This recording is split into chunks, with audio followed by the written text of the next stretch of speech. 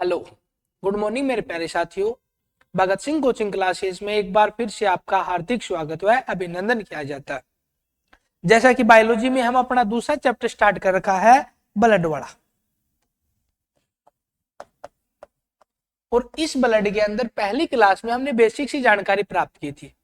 हमने देखा था कि मानव शरीर के अंदर तकरीबन 5 से 6 लीटर ब्लड पाया जाता है। हमारे रक्त का पीएच मान 7.4 और रक्त का अध्ययन हिमेटोलॉजी कहलाता है। फिर हमने देखा था कि ब्लड जो है, ब्लड के अंदर 55% मात्रा के अंदर प्लाज्मा और 45% मात्रा के अंदर ब्लड सेल्स पाए जाते हैं, जिनमें आरबीसी, डब्ल्यूबीसी और प्लेटलेट्स होती हैं। आरबीसी के बारे में जितने भी बातें या जितने भी क्वेश्चन आ सकते थे, वो सारे हमने अच्छी प्रकार से देख व जान लिए। उसके बाद आज हम पढ़ेंगे डब्ल्यूबीसी के बारे में। हमने पहली क्लास में भी इसका जिक्र किया था कि परीक्षा की दृष्टि से ये चैप्टर जो है वो बहुत ही ज्यादा फायदेमंद रहेगा। प्रत्येक एग्जाम के अंदर इस चैप्टर से आपको 1 या 2 क्वेश्चन देखने को मिल जाएंगे। हम बात करते हैं डब्ल्यूबीसी के बारे में। डब्ल्यूबीसी का पूरा नाम व्हाइट ब्लड सेल्स, या कई बार बोल दिया जाता है व्हाइट ब्लड कार्पल्स, श्वेत रक्त कणिकाएं।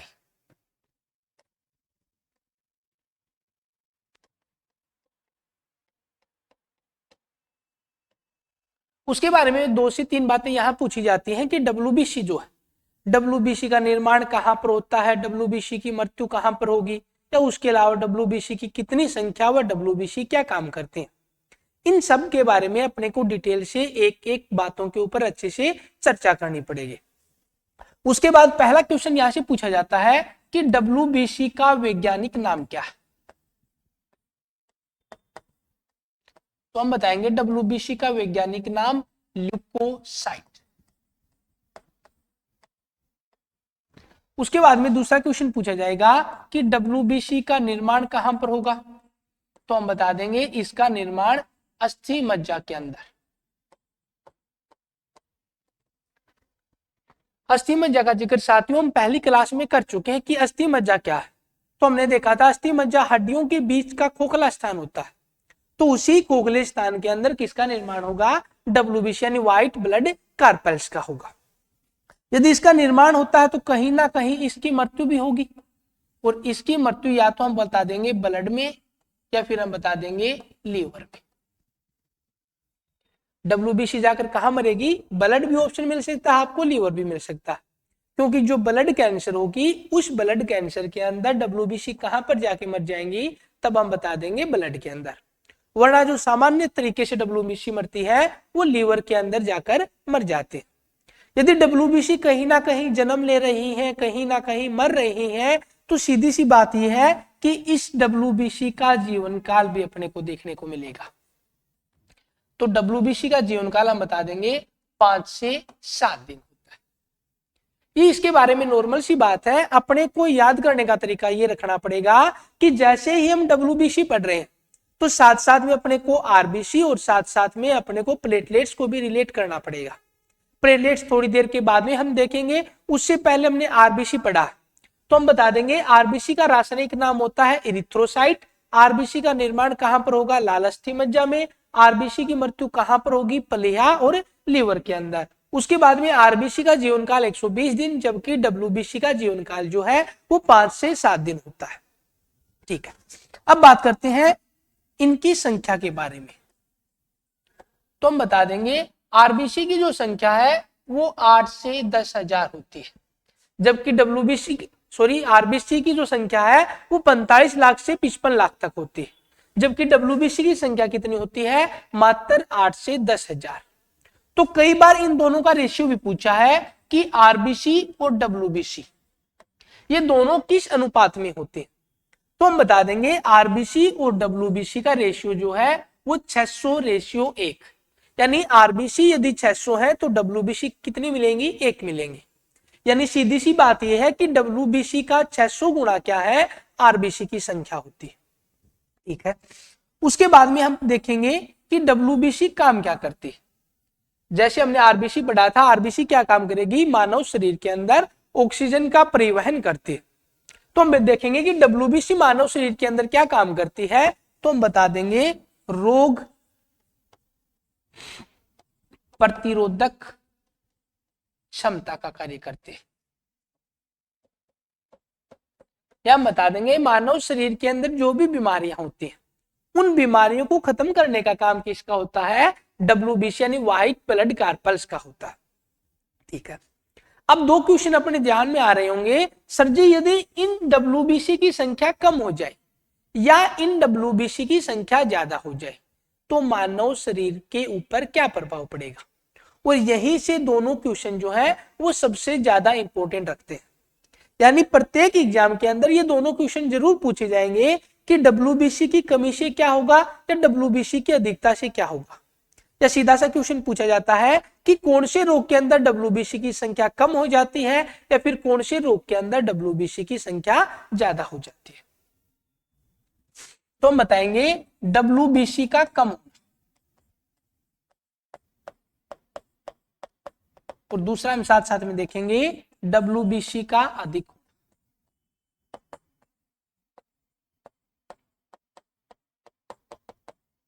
तो हम बता देंगे जो एड्स है, एड्स जैसे रोगों के अंदर डब्ल्यूबीसी की संख्या कम हो जाती है। सीधी सी बात यह है कि डब्ल्यूबीसी क्या करती है, मानव शरीर के अंदर रोग को नष्ट करने का काम करती है। और यदि डब्ल्यूबीसी कम हो जाए तो वो रोग खत्म नहीं होंगे, और रोग खत्म नहीं होंगे तो अपने को कौन सा रोग हो जाएगा, एड्स। और इस एड्स के बारे में बहुत से क्वेश्चन पूछे जाते हैं। क्वेश्चन क्या पूछा जाता है कि एड्स का पूरा नाम क्या है, तो हम बता देंगे acquired immuno deficiency syndrome. Acquired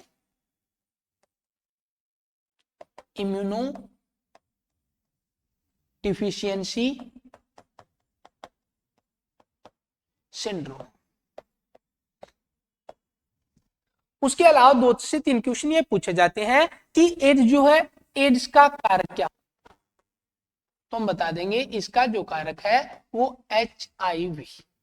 HIV का पूरा नाम ह्यूमन इम्यूनो डिफिशियंसी वी से होता है वायरस। यानी हम बता देंगे कि एड्स किसके कारण फैलता है, हम बता देंगे एड्स वायरस के कारण होता है। पूरी दुनिया के अंदर बात करें तो दुनिया के अंदर एड्स का जो प्रथम रोगी है वो अपने को अमेरिका के अंदर मिला था।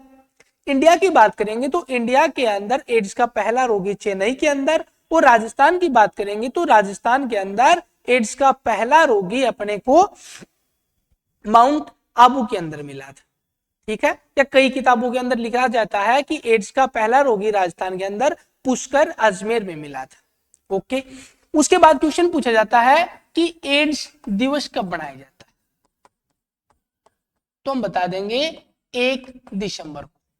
और इसका लोगो भी पूछा जाता है कि एड्स का लोगो क्या है, तो हम बता देंगे लाल रिबन। यहां पर तो हमने एड्स के बारे में बेसिक सी जानकारी प्राप्त की। जब हम पढ़ेंगे मानव रोग वाला चैप्टर तब हम पढ़ेंगे कि जीवाणुओं के द्वारा कौन से रोग होते हैं, वायरस के द्वारा कौन से रोग होते हैं, और उन रोगों के अंदर अपने को एड्स के बारे में पूरी जो डिटेल है वो अच्छे से पढ़ने और समझने का प्रयास करेंगे। उसके बाद यदि डब्ल्यूबीसी की संख्या अधिक हो जाए तो हम बता देंगे कि डब्ल्यूबीसी की संख्या अधिक होने से अपने को रोग हो जाएगा ब्लड कैंसर। यानी कैंसर क्या होती है, कैंसर वो बीमारी है जिसके अंदर मानव शरीर की जो कोशिकाएं हैं वो अनंत रूप से बढ़ने लगती हैं।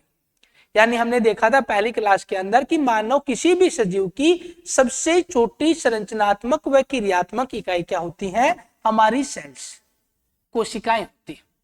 मानव शरीर के अंदर यदि कोशिकाओं की संख्या की बात करें तो तकरीबन 7 ट्रिलियन से लेकर 10 ट्रिलियन तक कोशिकाएं पाई जाती हैं।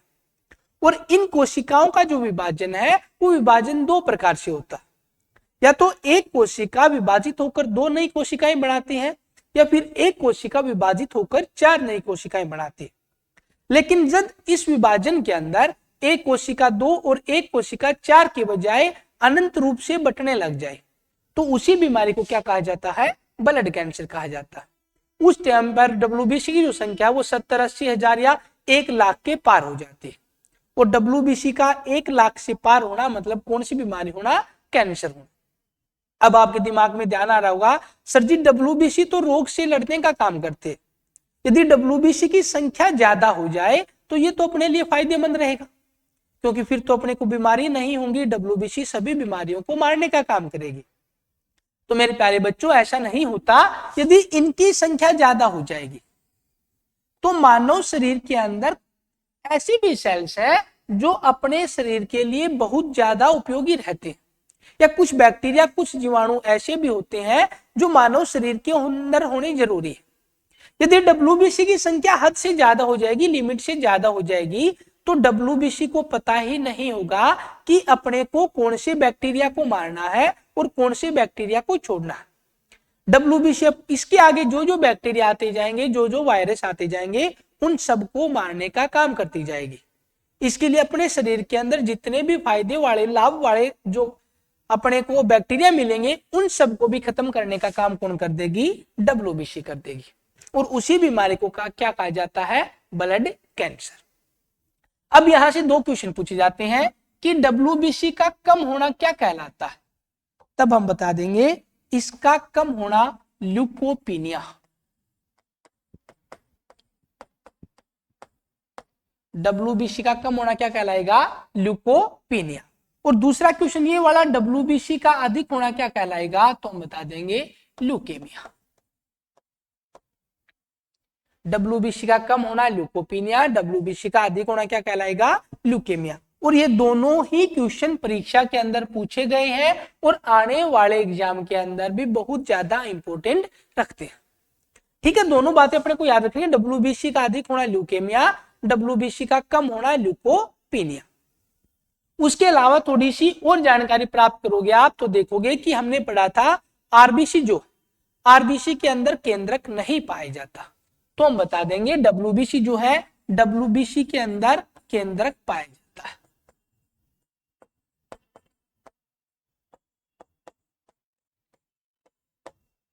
उसके बाद में अपने को याद रखना है कि वैसे तो डब्ल्यूबीसी जो है वो 5 प्रकार के होते हैं, लेकिन अपने को पांचों के नाम नहीं याद रखने, अपने को 2 नाम याद रखने। पहला एक नाम अपने को याद रखना है मोनोसाइट, और दूसरा याद रखना अपने को लिम्फोसाइट।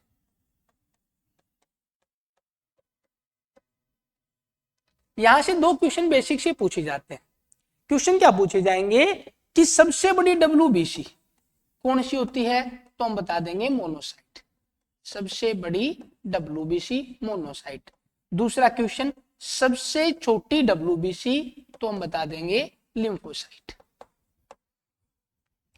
तो अपने को एग्जाम में कौन कौन से क्वेश्चन पूछे जाएंगे? पहला इंपॉर्टेंट क्वेश्चन ये है कि डब्ल्यूबीसी का वैज्ञानिक नाम क्या है? तो हम बता देंगे ल्यूकोसाइट।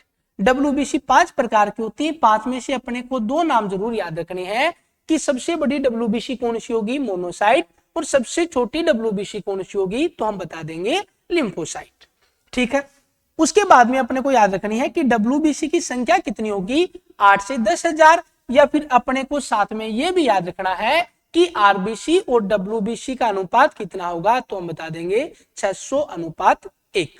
ये क्वेश्चन भी पूछा जाता है। उसके बाद में इंपॉर्टेंट क्वेश्चन ये रहेंगे कि एड्स जैसी बीमारी में डब्ल्यूबीसी की संख्या कम हो जाती है और ब्लड कैंसर जैसी बीमारी के अंदर डब्ल्यूबीसी की संख्या ज्यादा हो जाती है। डब्ल्यूबीसी का कम होना ल्यूकोपीनिया और डब्ल्यूबीसी का ज्यादा होना ल्यूकेमिया कहलाता है। उसके अलावा डब्ल्यूबीसी काम क्या करती है? तो हमने देखा था रोग से लड़ने का काम कौन करेगी? डब्ल्यूबीसी करेगी। उसके अलावा अपने को जो भी एलर्जी यानी धूल कणों से एलर्जी होती है, उन एलर्जी से बचाने का काम भी कौन करती है? डब्ल्यूबीसी करती है। ठीक है, डब्ल्यूबीसी के बाद में आज हम साथ साथ में पढ़ लेते हैं प्लेटलेट्स, और इसको बोला जाता है बिंबाणु।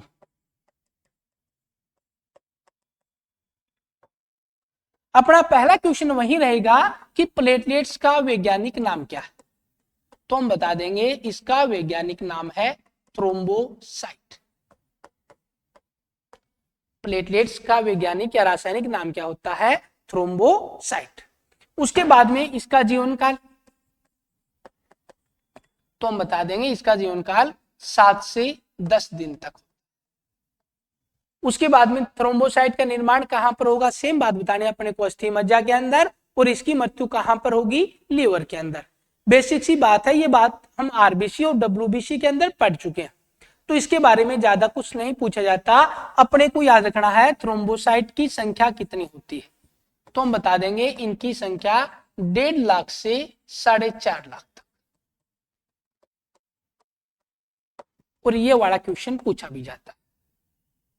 सबसे जरूरी क्वेश्चन पूछा जाता है कि प्लेटलेट्स का मानव शरीर में काम क्या होता है, और यही बात अपने को याद रखनी है कि ये क्या काम करेगी, ब्लड क्लोटिंग का काम करेगी। हिंदी में बात करें तो हम बताएंगे रक्त का थक्का बढ़ा।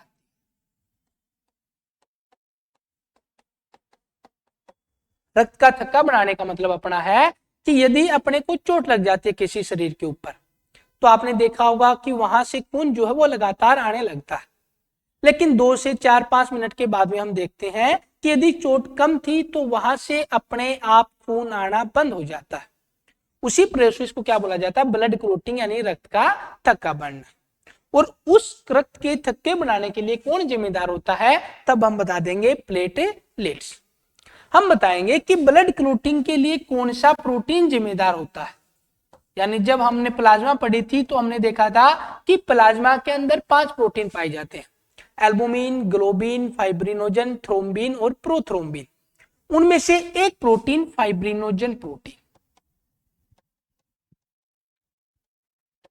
फाइब्रिनोजन प्रोटीन, ये वाला जो प्रोटीन है ये ब्लड क्लोटिंग यानी रक्त का थक्का बढ़ाने के लिए जिम्मेदार होता है। तो अपने से 2 क्वेश्चन पूछे जा सकते हैं कि ब्लड क्लोटिंग के लिए कौन सा प्रोटीन जिम्मेदार है, तब हम बता देंगे फाइब्रिनोजन प्रोटीन।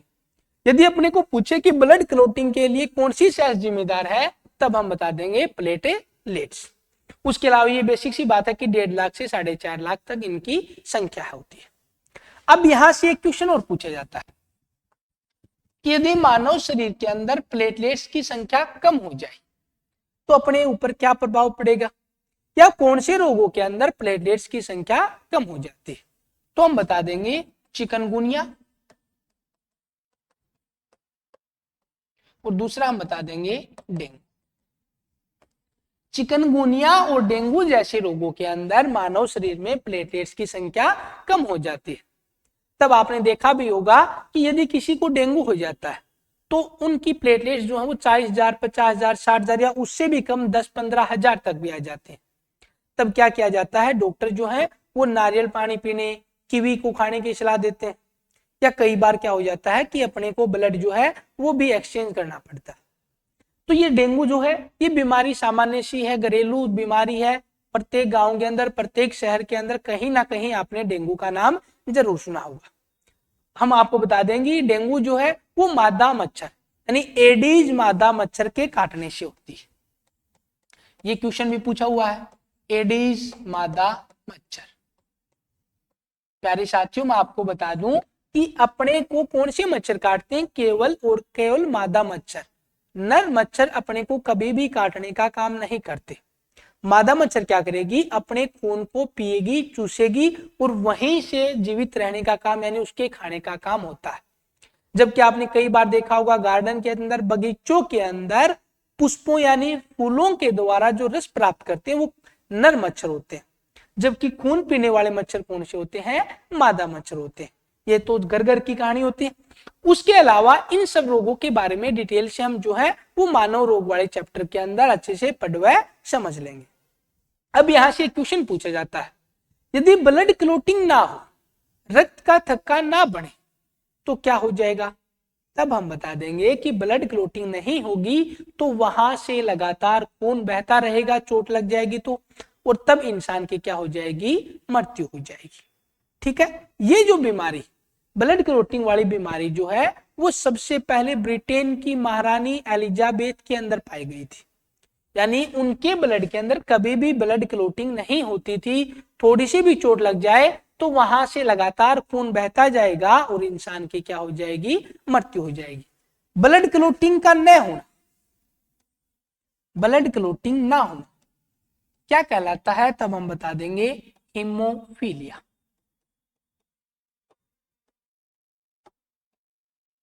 ये बात याद रखनी है अपने को। यानी हीमोफीलिया नाम की जो बीमारी है ये सबसे पहले ब्रिटेन की महारानी एलिजाबेथ को थी। वहां पर उनके ब्लड के अंदर ब्लड क्लोटिंग नहीं होती थी। और हीमोफीलिया जो है ये एक प्रकार की वंशानुगत बीमारी, वंशानुगत बीमारी, वंशानुगत बीमारी से मतलब होता है कि यदि ये बीमारी महारानी एलिजाबेथ को थी तो उनके वंश को भी होगी, उनके जो लड़के होंगे उनको भी जरूर हीमोफीलिया नाम की बीमारी होगी। उन लड़कों के बाद में जो भी लड़के होंगे उनको भी हीमोफीलिया नाम की बीमारी जरूर होगी। तो ये वंशानुगत बीमारी है, सबसे पहले ब्रिटेन की महारानी को थी, इस कारण इस हीमोफीलिया को नाम दिया गया था शाही बीमारी।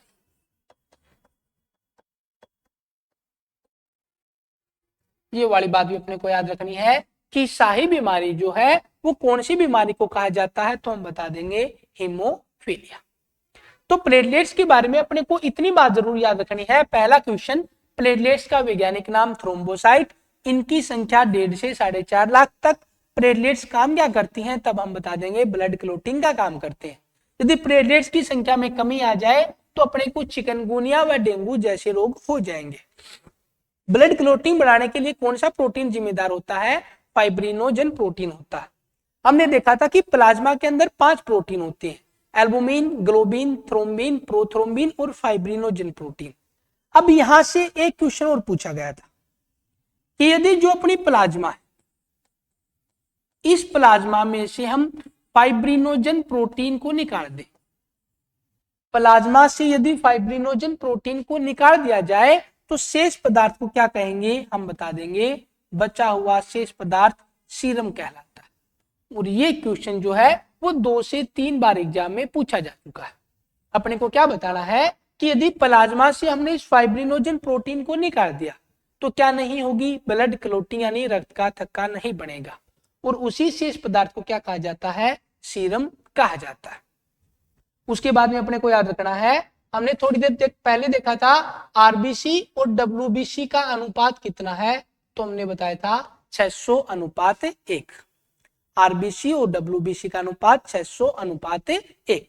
उसके बाद में यदि कोई अपने को पूछे कि साथ में प्लेटलेट्स का भी अनुपात बताओ तो हम बता देंगे 600:1:40। सॉरी,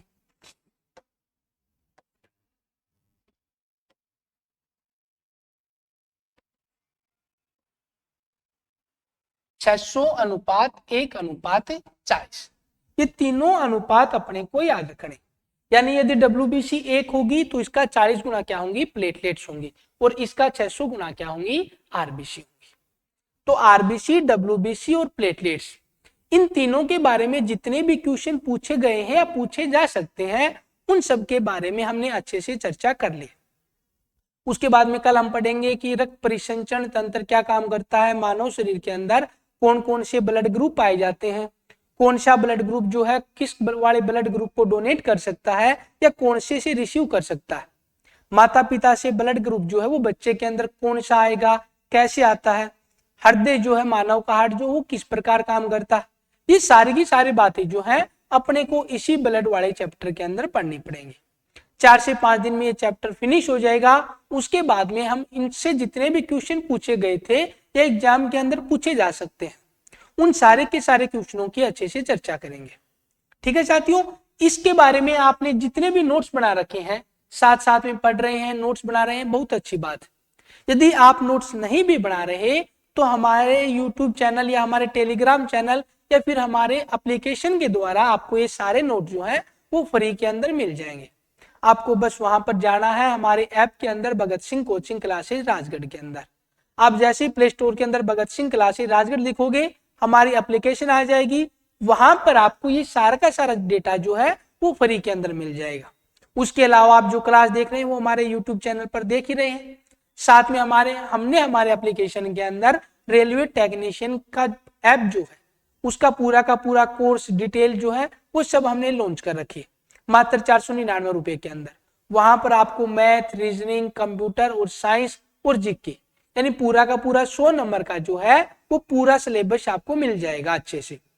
उसके अलावा आपको सिलेबस के आधार पर जितनी भी वीडियोज हैं उन वीडियो के पूरे हाथ से लिखे हुए नोट्स तथा टाइप किए हुए नोट्स आपको मिल जाएंगे। ठीक है साथियों, यदि आपको ये सारी चीजें अच्छे से समझ में आ रही हैं तो आप हमारे चैनल को जल्दी से लाइक और सब्सक्राइब कर दीजिए। धन्यवाद। जय हिंद, जय भारत।